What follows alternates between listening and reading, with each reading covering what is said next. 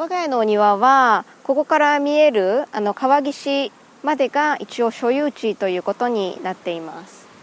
引っ越してきた時はこの丘の下のエリアの部分が、かなり雑草が生い茂っていて、ほとんど手つかずの状態でした。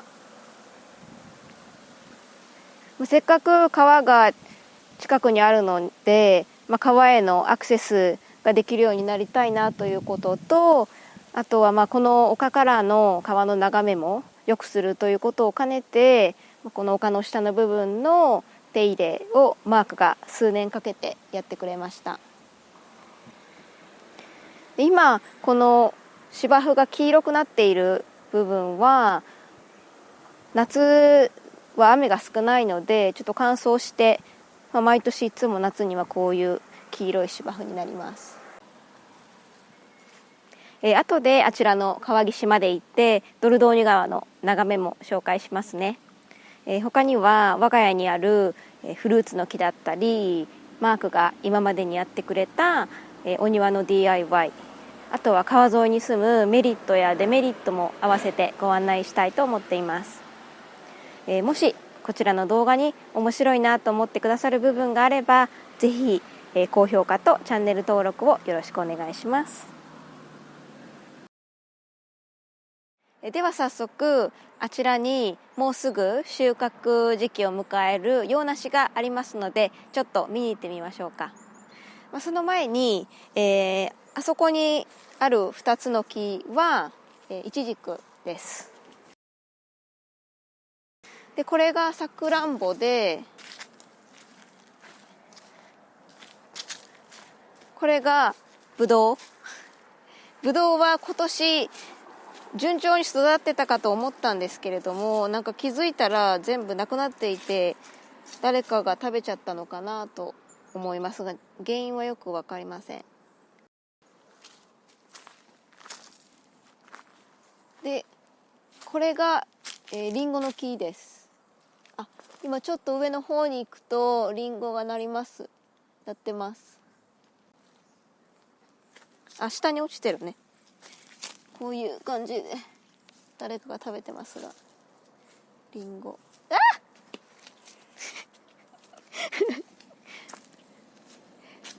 でこの辺に生い茂っているのが梅の木です。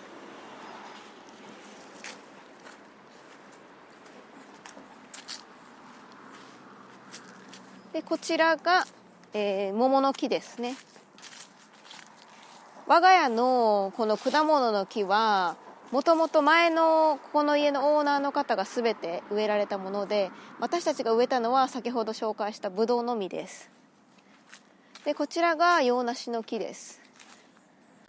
これはもうすぐ収穫期を、迎える予定で、またその様子は別の動画で紹介したいと思っています。この辺のエリアのお庭には結構どこの家庭にも果物の木というのはあって、私たちの家にはないですが、日本の梨とか柿の木がある家もありました。初めはこれ梨の木だねっていうことも全然知らなくって、あれもリンゴの木っていうのも知らなかったですし、とりあえず私はこの庭のある家に住んだことが今までなかったので、季節が変わるごとに何かしらの果物をなっているのを見て、これはリンゴの木なんやっていうのを、その時その時にいろいろ新しく発見してここまで来た感じです。今ちょうどくるみも実がなっていて、くるみは先ほど上から見下ろした丘の下のエリアになりますので、ちょっとくるみを見に行ってみましょう。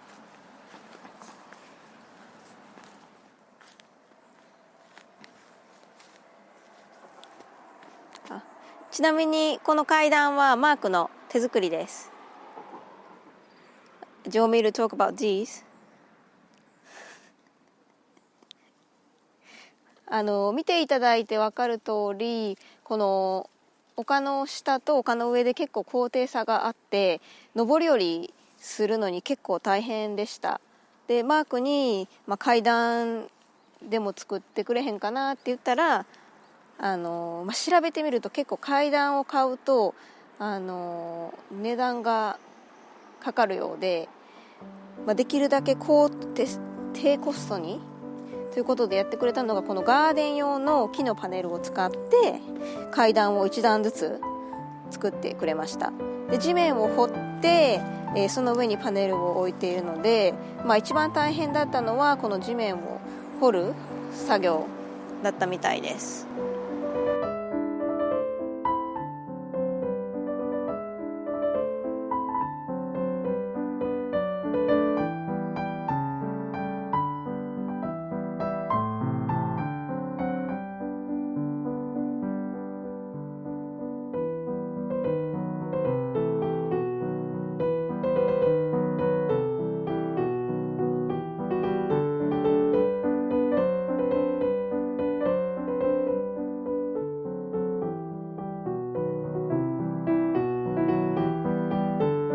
かなりこの階段ができてからは上り下りが楽になりました。くるみの木ですが、あちらと今から行く川沿いに2本あります。私たちは初めてこれを見た時にくるみっていうことを知らなくって、10月ぐらいに地面にたくさん丸い黒い物体が落ちているのを見て、ちょっと開けてみたところ、くるみじゃないのかなっていう感じで発見したのがきっかけです。では次はちょっとあちらの木を見に行ってみましょう。ちなみにくるみはドルドーニュの、特産品でもあって、この辺りではリキュールやオイルなども作られています。あとこの川沿いの道をずっと歩いていくと結構たくさんのくるみの木が植わっています。こちらの木なんですけれども、この下の方にかなり大きな穴が開いています。そしてここにはある生物が住んでいました。さてそれは一体何でしょう。次の動画でお届けします。